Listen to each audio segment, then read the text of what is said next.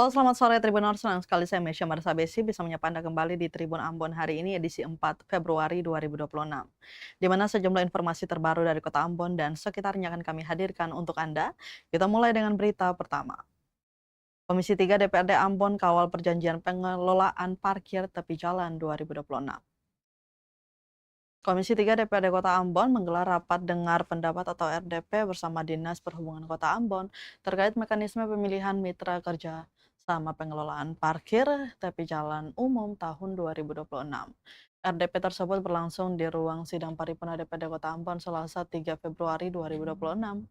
Pantauan tribunambon.com rapat diawali dengan pemaparan materi oleh Kepala Dinas Perhubungan Kota Ambon, Yan Switela.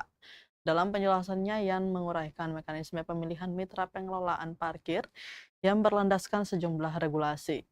Dasar hukum tersebut antara lain Undang-Undang Nomor 22 Tahun 2009 tentang Lalu Lintas dan Angkutan Jalan, kemudian Undang-Undang Nomor 23 Tahun 2014 tentang Pemerintahan Daerah, khususnya lampiran huruf O, terkait urusan perhubungan, Peraturan Pemerintah RI Nomor 18 Tahun 2018 tentang kerjasama daerah, serta Peraturan Menteri Dalam Negeri Nomor 22 Tahun 2020 tentang tata cara kerjasama daerah dengan pihak ketiga. Selain itu, Tribuners, mekanisme pengelolaan parkir juga mengacu pada Peraturan Daerah Kota Ambon Nomor 6 Tahun 2019 tentang penyelenggaraan parkir. Usai pemaparan, anggota Komisi 3 DPRD Kota Ambon menyampaikan berbagai masukan dan tanggapan. Menanggapi hal tersebut, Ketua Komisi 3 DPRD Kota Ambon, Hari Putra Farfar, menegaskan pihaknya akan mengawal secara ketat perjanjian kerjasama antara pemerintah Kota Ambon dan pihak ketiga yang terpilih. Menurutnya, perjanjian kerjasama harus memiliki legal standing yang kuat, serta mengatur secara jelas hak dan kewajiban masing-masing pihak. Ia menambahkan DPD akan terus melakukan pengawasan terhadap pelaksanaan kerjasama tersebut.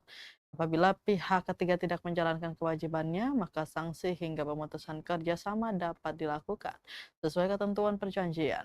Hari juga menekankan bahwa tujuan utama kerjasama pengelolaan parkir bukan semata-mata untuk mengejar pendapatan, melainkan untuk menata sistem parkir agar lebih tertib dan teratur. Lebih lanjut, ia menegaskan proses pemilihan mitra pengelolaan parkir bukan melalui tender atau lelang, melainkan seleksi berdasarkan regulasi yang berlaku. Dengan penataan parkir yang baik, diharapkan dapat berdampak pada peningkatan asli daerah atau PAD, serta tersedianya sarana dan prasarana parkir yang memadai.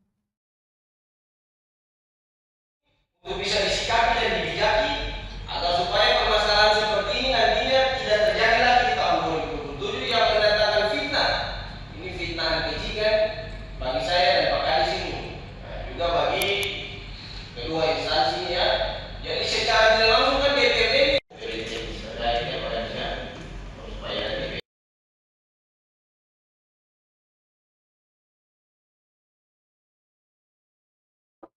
Tribuners, Kadis Perhubungan Ambon bantah pertemuan tertutup dengan Komisi 3 DPRD soal mitra parkir. Kepala Dinas Perhubungan atau Kadishub Kota Ambon, Yan Switela, membantah tegas isu adanya pertemuan tertutup antara dirinya dengan Komisi 3 DPRD Kota Ambon yang belakangan beredar di publik. Bantahan tersebut disampaikan Switela saat diwawancarai di ruang paripurna DPRD Kota Ambon Selasa 3 Februari 2026. Ia menegaskan tidak pernah melakukan pertemuan, baik secara pribadi maupun mandiri, dengan Komisi 3 DPRD Kota Ambon. Switela menjelaskan tugas dan fungsi Komisi 3 DPRD Kota Ambon adalah melakukan pengawasan dan pengawalan terhadap pelaksanaan tugas Dinas Perhubungan. Terkait hasil seleksi mitra kerjasama pengelolaan parkir tepi jalan umum, ia menyebut keputusan tersebut bukanlah tujuan akhir, melainkan bagian dari tahapan proses administratif yang harus dipenuhi. Menurutnya, persyaratan administrasi, kelayakan usaha, serta integritas menjadi faktor utama dalam penentuan mitra kerjasama. Oleh karena itu, komunikasi lanjutan tetap dilakukan sesuai mekanisme yang diatur dalam perjanjian kerjasama. Ia menegaskan seluruh proses kerjasama dilakukan secara transparan, sesuai ketentuan yang berlaku, serta semata-mata untuk kepentingan pelayanan publik, bukan untuk kepentingan pribadi maupun kelompok tertentu. Sementara itu, Ketua Komisi 3 DPD Kota Ambon, Hari Putra Farfar, juga membantah keras tudingan adanya intervensi dalam proses pemilihan mitra pengelolaan parkir tepi jalan umum. Ia menegaskan baik secara pribadi maupun sebagai Ketua Komisi 3, dirinya tidak pernah melakukan pertemuan ataupun intervensi dengan pihak manapun terkait proses tersebut. Kadis bisa mempublikasi supaya intelijen terkait kepadanya supaya nanti PKS ini juga bisa dipertanggungjawabkan. Yang berikut yang menjadi catatan kami tentunya Pak Kadis juga dan eksekutif tahapan administrasi di ini alasan kenapa perusahaan tersebut menang secara regulasi dan pertimbangan juga proses yang dilakukan oleh tim. Yang berikut sampaikan juga mengenai dasar-dasarnya Pak Kadis.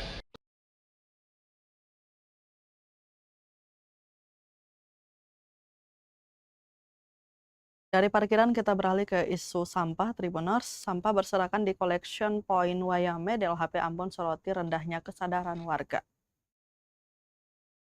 Sampah tampak bertebaran di collection point yang berada di Jalan Insinyur Putohena, Desa Wayame, Kecamatan Teluk Ambon, Kota Ambon.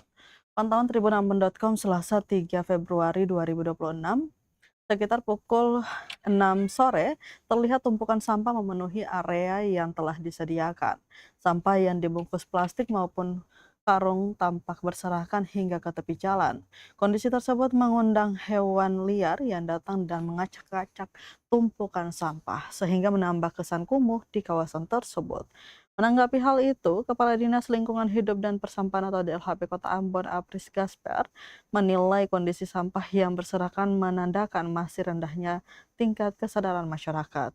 Menurutnya, berdasarkan fakta di lapangan, sejumlah collection point di wilayah lain justru terorganisir dengan baik dan tidak ditemukan sampah yang berserakan, seperti di kawasan Mangga 2, Kudamati, Lateri, serta di depan kantor cabang BPJS Ambon. Ia menambahkan berbagai upaya telah dilakukan pemerintah Kota Ambon, mulai dari pemberian imbauan langsung kepada desa, kelurahan, dan negeri, hingga penyediaan sarana pendukung pengelolaan sampah. Namun demikian, kondisi yang terjadi di kawasan Wayame dinilai harus menjadi perhatian bersama.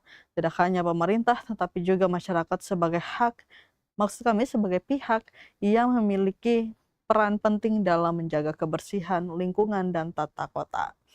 Apris menjelaskan Pemkot Ambon telah melakukan berbagai langkah seperti sosialisasi dan imbauan, pembangunan collection point, serta pengadaan mobil pengangkut sampah. Selain itu, pemerintah Kota Ambon juga telah memberlakukan aturan waktu pembuangan sampah, yakni pukul 10 hingga 5 dini hari, serta sanksi denda sebesar Rp1.000.000 bagi warga yang membuang sampah tidak sesuai ketentuan. Ia berharap masyarakat dapat memiliki kesadaran penuh untuk membuang sampah pada tempatnya dan sesuai waktu yang telah ditentukan demi terciptanya lingkungan Kota Ambon yang bersih dan sehat.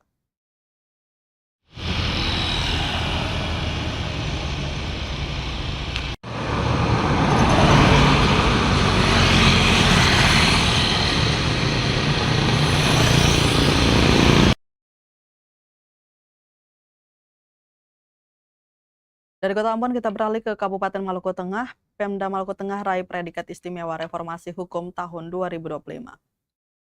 Pemerintah daerah Maluku Tengah berhasil meraih indeks A atau predikat istimewa reformasi hukum tahun 2025.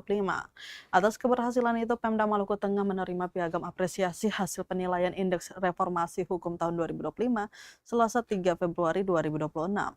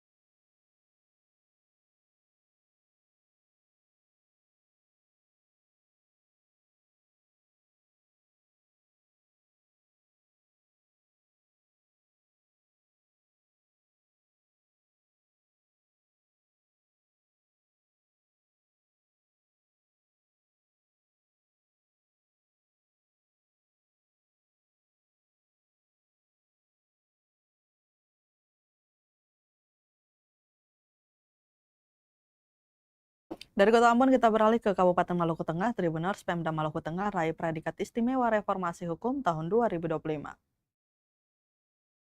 Pemerintah daerah Maluku Tengah berhasil meraih indeks A atau predikat istimewa reformasi hukum tahun 2025. Atas keberhasilan itu, Pemda Maluku Tengah menerima piagam apresiasi hasil penilaian indeks reformasi hukum tahun 2025 Selasa 3 Februari 2026.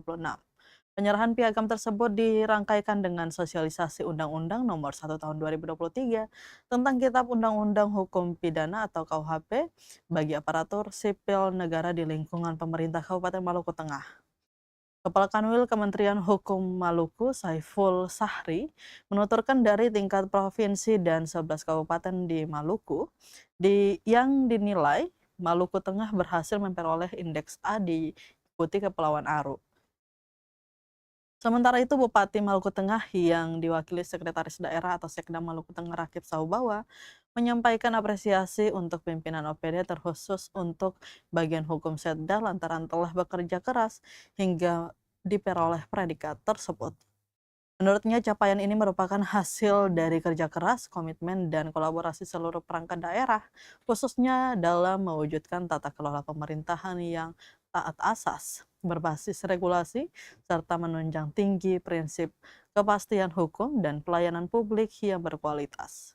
Pihaknya menyadari sepenuhnya bahwa predikat istimewa ini bukanlah hasil kerja satu pihak semata, melainkan buah dari sinergi lintas sektor, konsistensi dalam pembenahan regulasi daerah, peningkatan kualitas produk hukum, serta penguatan budaya hukum di lingkungan birokrasi.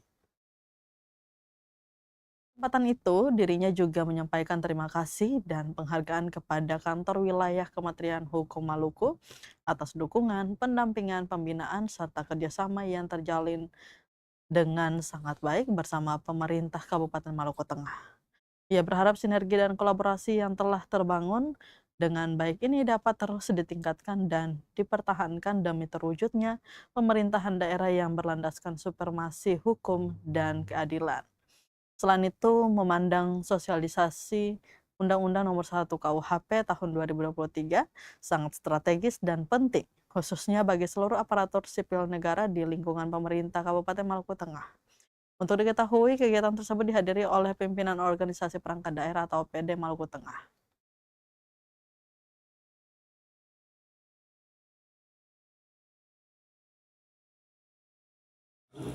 Puji syukur kita panjatkan kepada Allah Subhanahu wa taala.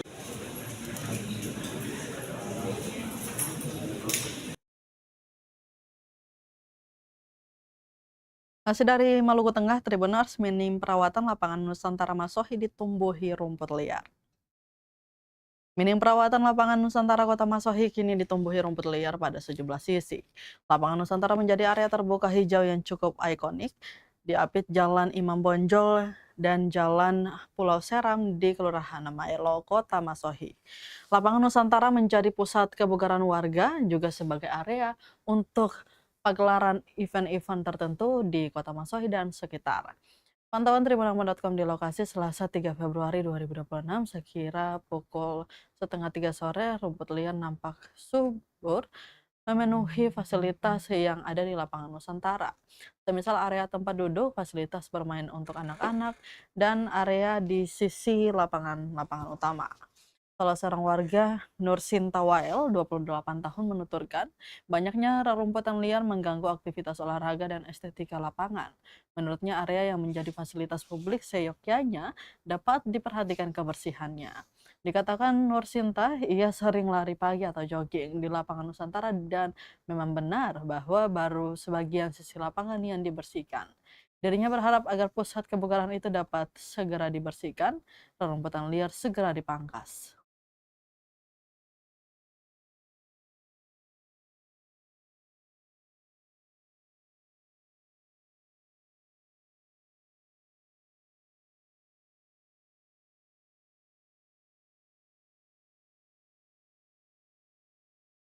Berita terakhir, Tribuners, bantuan beras mandek Dinas Ketahanan Pangan dan Pertanian SBT dikecam. Anggota DPRD Kabupaten Seram Bagian Timur SBT Rudi Wajo melontarkan kritik keras terhadap kinerja Dinas Ketahanan Pangan dan Dinas Pertanian terkait penanganan bantuan beras yang dinilai tidak berjalan maksimal di lapangan. Rudi menyoroti belum tersalurnya bantuan beras bagi warga terdampak bencana di negeri Eva, Kecamatan Kesui Watuela, meski data korban telah disampaikan oleh tim bencana kepada pemerintah daerah. Namun hingga kini bantuan tersebut belum juga dirasakan oleh masyarakat yang membutuhkan. Menurut Rudi, sikap tersebut menunjukkan lemahnya respon dan empati pemerintah daerah terhadap warga yang sedang berada dalam kondisi darurat. Ia mengaku telah berulang kali mengkonfirmasi persoalan tersebut kepada Dinas Ketahanan Pangan, namun hingga kini belum ada realisasi di lapangan. Selain persoalan bantuan bencana, Rudi juga menyinggung janji Dinas Pertanian terkait penyediaan beras hasil panen di Bulak Barat yang hingga kini belum dipenuhi. Rudi mengaku sempat menghadiri panen raya dan meminta agar disiapkan 20 karung beras untuk kepentingan masyarakat, bahkan dengan komitmen akan melakukan pembayaran. Namun hingga hari ini beras yang dijanjikan tersebut tidak pernah diterima. Rudi menegaskan bahwa persoalan tersebut bukan soal pembayaran, melainkan soal tanggung jawab moral dan konsistensi janji kepada masyarakat. Joy.